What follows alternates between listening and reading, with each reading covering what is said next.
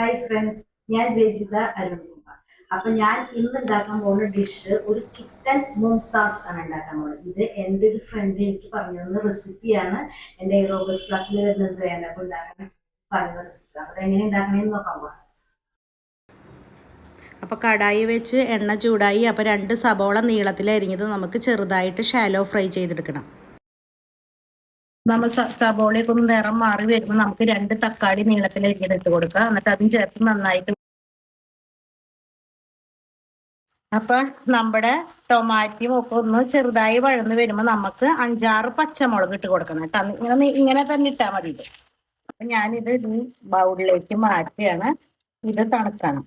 ഇത് Muslims, north ഇന്ത്യയിൽ Muslims ഉണ്ടാക്കുന്ന ഒരു കറി കേട്ടോ, ചിക്കൻ മുംതാസ്.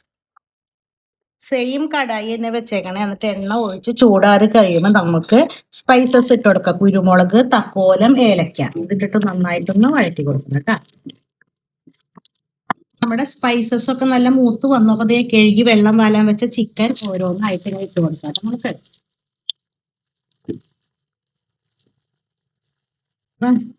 ഇതിലേക്ക് ജിഞ്ചർ ഗാർലിക് പേസ്റ്റ് ഇട്ട് കൊടുക്കാം കേട്ടോ. അപ്പൊ ഈ നമ്മുടെ ചിക്കനൊക്കെ ഒന്നൊരു ഷാലോ ഫ്രൈ ആയി. അപ്പൊ നമുക്ക് ജിഞ്ചർ ഗാർലിക് പേസ്റ്റ് ഇട്ടിട്ട് നന്നായി മിക്സ് ചെയ്ത് കൊടുക്കണം. നല്ല ഹൈ ഫ്ലെയിമിലായിരിക്കണം മിക്സ് ചെയ്യേണ്ടത്.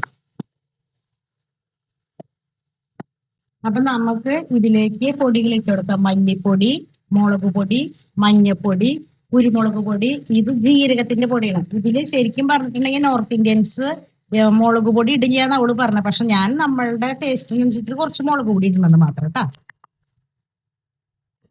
അപ്പൊ നന്നായി ഹൈ ഫ്ലെയിമിൽ 1 മിനിറ്റ് നന്നായി മിക്സ് ചെയ്യണം. ആവശ്യത്തിന് ഈ ടൈമിൽ തന്നെ നമുക്ക് ഉപ്പ് ഇട്ട് കൊടുക്കണം കേട്ടോ.